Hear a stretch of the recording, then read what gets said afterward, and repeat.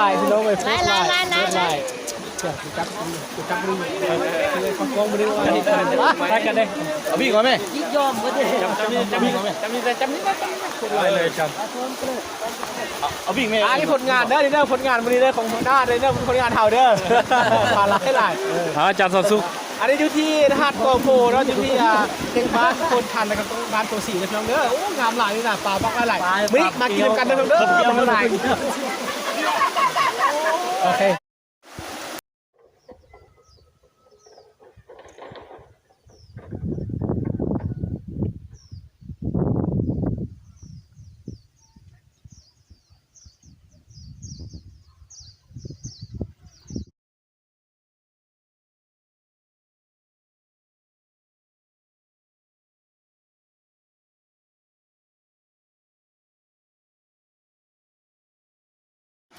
ทุกคนมาเบิ่งเด้อ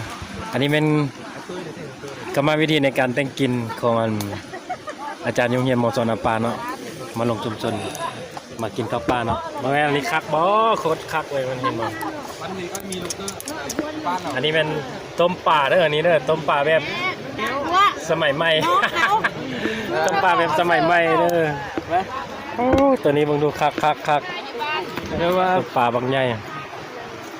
ไม่น้อยวันนี้ปิ้งได้กินได้ไหมนี่ปิ้งได้กินอันเด้อปิ้งสุดนี้ตะบอกดูนี่ตัวใหญ่ปลาใจจุกคักปลาเลยบุ้มเลยมันนี่ฮะเย่ปลาเลยบุ้มง่ายไหมจักตัวเอิ้นปลาเลยบุ้มอันนี้ว่าปลาพงกับโมเมนต์ปลาพงไอ้มาตายเนี่ยบุญซุกเนี่ยพี่บ้านเลยเนี่ยว่ามันเด็กเป็นได้อาจารย์สุขได้ยังวะได้อยู่หนาวหลังหนาวหลายสมศรีอาจารย์บุตรจะไปได้โอ้มันนี่อาจารย์บุตรก็ดีใจนะมันอาจารย์บุตรนะเนาะมาห่วงนำยิ้มได้สู้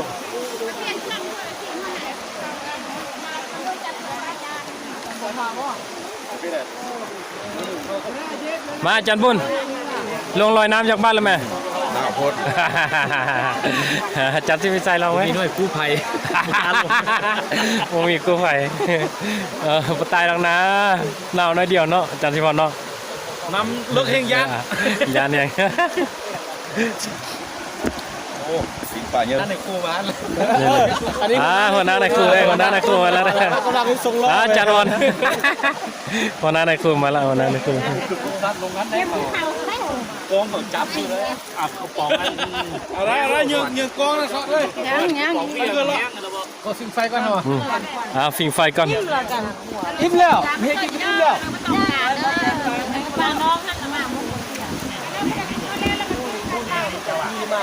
เด้อทางนั้นเด้ออาจารย์หมอนเพชรเด้อแค่ซื้อเป็นลูกซื้อทำเพิ่มป่ะเอากระเยอะสิเอาตีเตอร์โอ้เดี๋ยวมีคัดเลย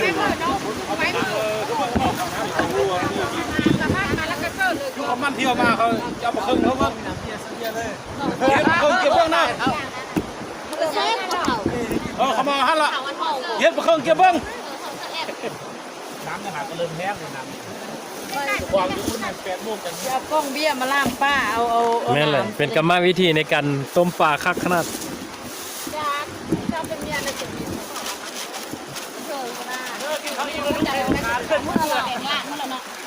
เอาน้ำแม่พกอ่ะมีข้าวเล่นคนละหายน้ำเลยไปเอาจะเมื่อกินข้าวเอาละทุกคนพอน้ำมาแล้วไปซื้อมองมาบ้านได้บักเลยไล่คักของบ้านไปชวนบ้านเด้อพอน้ำได้ไล่กันนะโคตรคักอย่าฟ้าสีพอนแกบักคักอันนี้จะไม่ของเทสพี่น้องเลยของแท้นะโอ้นัดบุรุษจับสิพรจักโตนี่อ่ะนับได้ป่ะมนุษย์จับมันนึงดูจับเลยมาจับมันน้ำพอยโตป่ะจับดีโคตรหลายโคตรเกี่ยวเท่ละชื่อว่ามันออกก็เหรอนี่กองอะไรอุ่นหลังนี่เชียว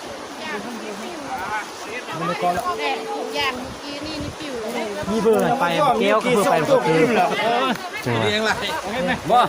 เมื่อกี้เขากินแต่2 โตนั่นอิ่ม ไปใช้เครื่อง บ้านนี้ยังแม่นบ้านได้ป่าเนาะเอา เฮ้ยนี่นะคุณได้นี่นะ เอานี่เสื้อบ่นี่ ซุ่มนี้ดูที่ น้องก็บ่เสื้อละบ่เสื้อละ อันนี้ไม่ป่าตลาดว่าป่านินบ้านเอาติ ดินบ้านเฮา เอา บ้านเฮานี่เลยนี่เนาะ ชาเท่านี้เด้อ แพงเฮ้ยเสื้อลูกเพชรได้ไหมไม่มันกินเด็ดๆสุด โคตรคักเลย โคตรป่าเลยโคตรป่าตัวบนพันเลยโอ้ เด้อมาโพดป่านำกันเด้อหมดทุกคนเด้อ แหละชีวิตกับธรรมชาติบ้านเฮา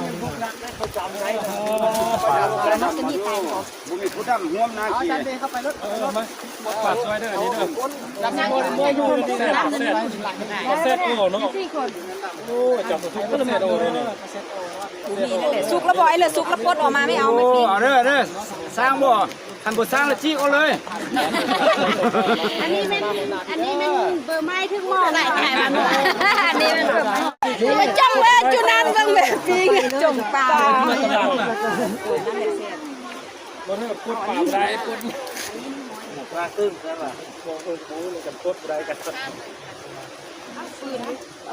บ่เอ็ดไม่ห้อยเอาแม่เอ้ยที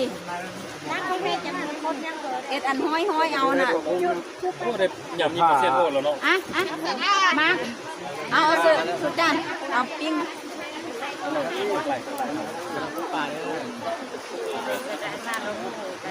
เขาจันหนาวกันข้าวหนาวคือเขาผิงไปเลยก็เอาวิ่งเพื่อเขาเสื้อแม่ เสื้อนี่เสื้อ เอาทักใจโคตรป่าเด้อนี่โคตรสมุนเลี้ยงบ่เบิดเด้อบ่ได้เลี้ยงปลาไหลแห่งบ่เบิด เอา เนาะ กดแล้วแล้วยังไปสิพ่อนจะบ้างไหมจะบ้างเบอร์ไม้ไหม เสียบคือสาวน้อยแม่ได้กินแซ่บ สร้างกับสาวน้อยที่ สาวน้อยเอาเนี้ย ไม่นะ เรื่องมันไม่มี ที่อันนี้เขาพูดแม่ถึงไปนี่เนาะหัวจานแล้วมั้งมีไหม มาอันนี้ร้อยแล้ว ซิดเนี่ยลุ่มเนี่ยเลือกอันนึง ปิ้งอันนี้ซุปกันแม่จูหามานะ ตัดเม็ดเอ็ดเป็นอันห้อยอันเลยแม่หมอนเอ็ด ห้อยได้เลยน้อยเสียบแม่มันฟาดเลยพี่เงาปะเตียวขึ้นกับ มาไม่กินข้าวนะ กินลาดิเมื่อละบาทพาดิ มาไอ้คนก็เฮ็ดกินน่ะ บอกไอ้เลยซุปเราออกแล้วแม่ปลาน่ะ กันแล้วเบื่อนี่เลยนั่นกันอันสุดละเนี่ย กินตุ๊กเดียวกินประทานเขาได้ นี่เด็กสินี่เด็กต่างมานะโยกโยก รูดเลยวันนี้มีน่ะ เอ็ดอันมัดเด้อเอ้ยหมอน เพื่อทีมาเจอค่ะมาสุดละ อาพูน เด็กโตเด็กหอมจักโตเด็กเด็กจูหาจะนี่ก็ลงไปเติมมดคือจีเอแค่เนาะแม่บัดขึ้น นึกสมัครลิ้นนึกนางน้ำด้วย แม่เขากินยันเนี่ยโอ้มันแบบทำกับป้าสมองมันแล้วจะเลิกเวทปล่อย เฮ้ยของน้ำมือเขา อันนี้เป็นผลงานของอาจารย์จันคำแพงบ่ จะทำแพงจัน ผลงานของอาจารย์คำแพงจันเนาะจับสุกตัวตรงมันขึ้นก่อน ตรงมาดูแตงมาดู อาจารย์ที่ตรงขึ้นรถมึงเด้อ เป็นฟ้าเลย โอเคจับโซโลด ปลาธรรมชาติได้พี่น้องเด้อ จับโซโลดโคตรคักเลยป่าธรรมชาติเด้ออาจารย์สุกเด้อ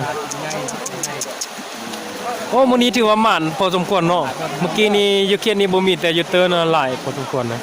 ทุกคนมื้อนี้รู้สึกว่าคักหลายในโรงเรียนมสนป่าเนาะนี่แม่นรอบ2ในการกินข้าว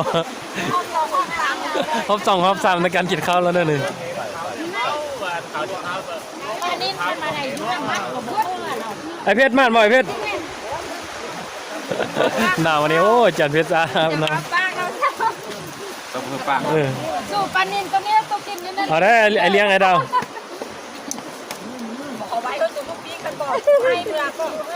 ปิ้งเออทุกอันลงน้ำมันน่ะนี่ปิ้งตัวนั่นน่ะทั้ง2อันเออ ทุกไปนะ ลงน้ำนะเอาตัวทุกไป นี่เด้อันนี้ได้เนาะ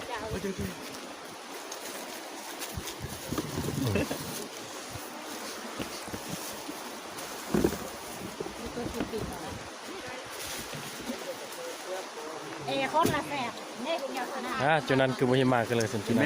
นมาอาจารย์ฟัวแซ่บบ่ แซ่บแท้ โอ้อาจารย์หมดเพชรตรงนี้กินคำใหญ่โซจากบ้านแล้วเด้อเถอะอาจารย์ไซพรชนไซส่งแซ่บหลายเนาะ แค่เด็กเจียวมากันนะ อาจารย์ซุมีไซนี่เบิ่งดูกินข้าวกับแก้วป้าแก้วเจ้าตองตึ้งแก้วเจียวมาแทนเด้อ จุนั้นคือบ่เห็นมาเนาะนะไข่อันนี้ได้ด้วยไข่อันนี้ได้ด้วยหมอนมึงไข่อันนี้ ใส่ข้างได้ป่ะเอาเจียวมาแทน อันนี้ได้ของ เพื่อจะแกมกับน้ำก่อนนะกินน้ำก่อนจะ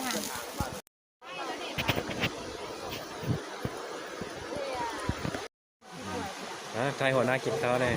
หัวหน้าเอายังมากินหัวหน้า เอาอันนั้นคนนวด ซุปผักนัวโอ้มากินข้าวปลาน้ำหัวหน้าเด้อทุกคนเด้อเสียบหลายไอ้เพชรเป็นยังโอ้ปลา ผมเสียบก็ได้เสียบได้ป่าหมู เสียบสุดแล้วครับข้าวมื้อนี้เนาะเพราะว่ามาเอิ้นว่ามันมากินข้าวปลาครั้งแรกของเฮียมอสอนปลานี่ปลา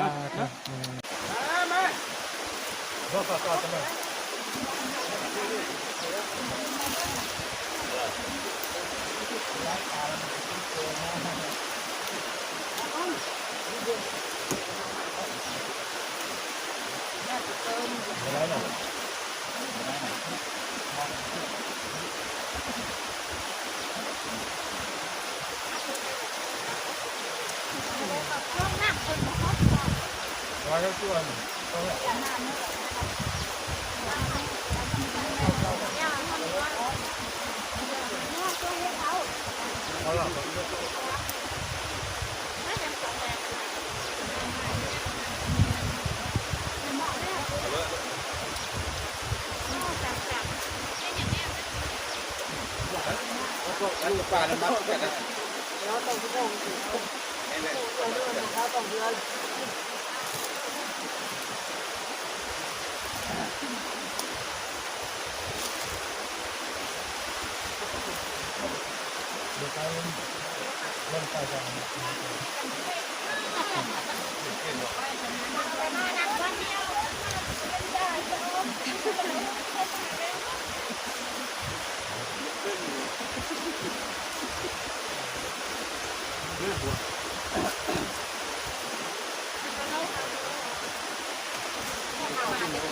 ให้รถไปเด้อ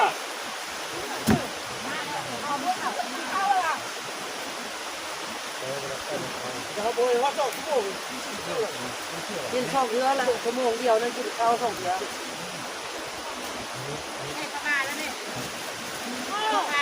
ตอนแห้งหัวก็มาเห็นสบายเข่าเรา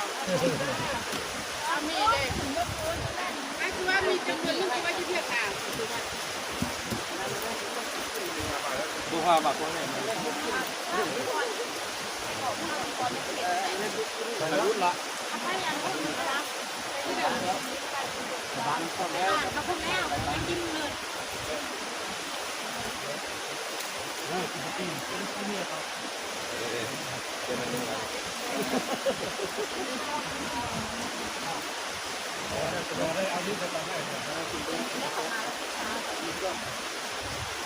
ปั๊มคือเมื่อเราเป็นปั๊ม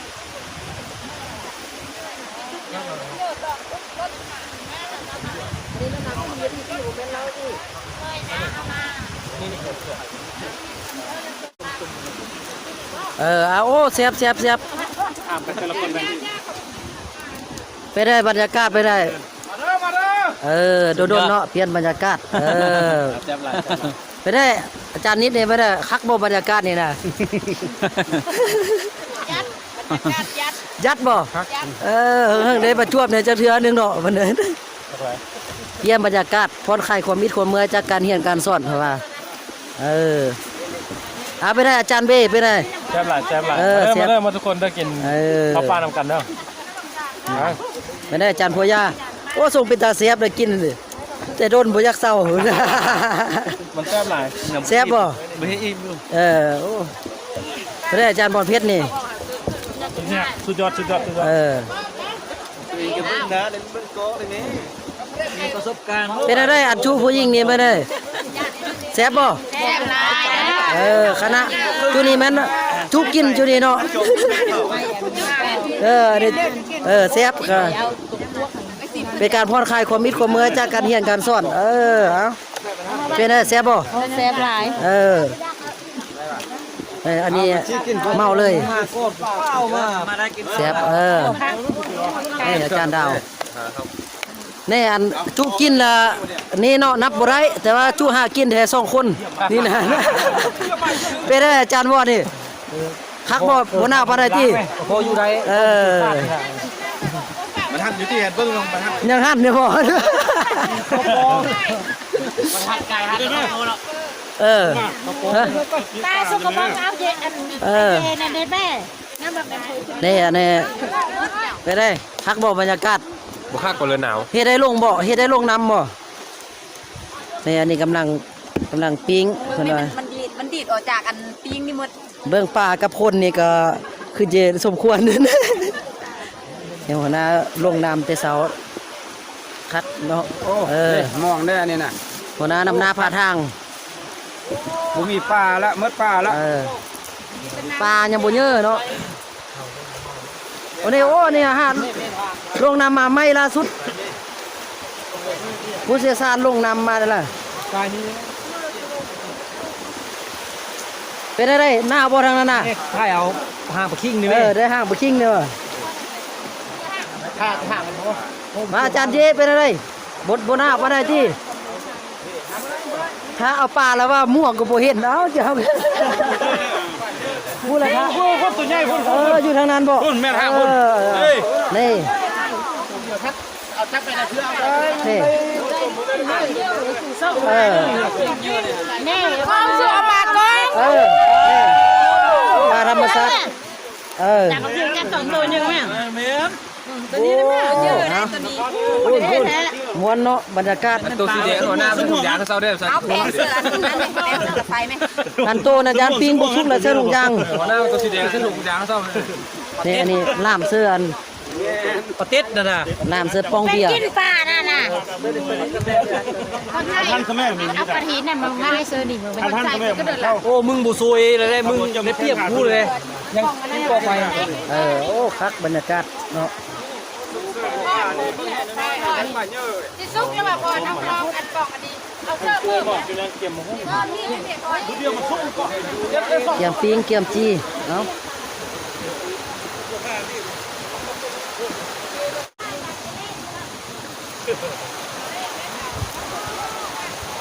เมื่อยเลยครับแม่เอาลงน้ำแล้วนะเด็ด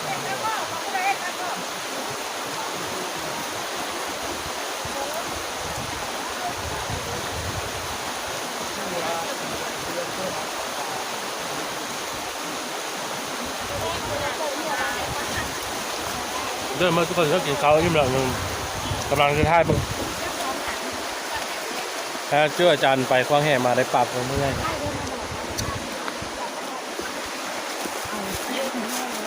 เนี่ยพระเจ้าเอามีดมากินเด้อ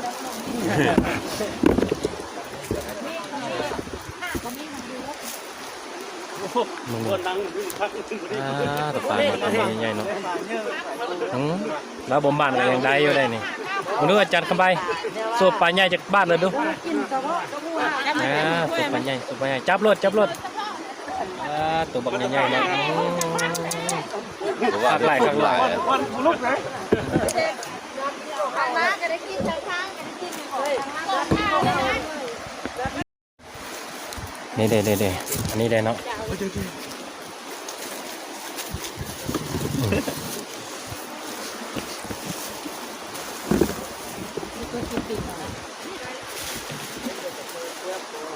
คนละแฝดเนี่ยเดียวขนาด จุนั้นคือบ่เห็นมากันเลยสิจุนั้นมาอาจารย์ฟัว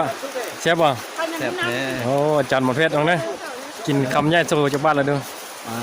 เถอะอาจารย์ไซพรทอนไซ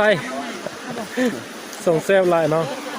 เนี่ยเดียวมากันนะ อาจารย์ซุมิไซนี่เบิ่งดูกินข้าวกับแก้วป้าแก้วจะเอาตองขึ้นแก้ว เดี๋ยวมาแทนเด้อ จุนั้นคือบ่เห็นมาเนาะ ฮะไข่อันนี้ได้ด้วยไข่อันนี้ได้ด้วยหมอนมึงไข่อันนี้ ไก่ข้างได้ป่ะเอาแกมแกม อันนี้เลยของ เฮ้ยอย่าแกมกับน้ำก่อนนะกินน้ำก่อนจ้ะ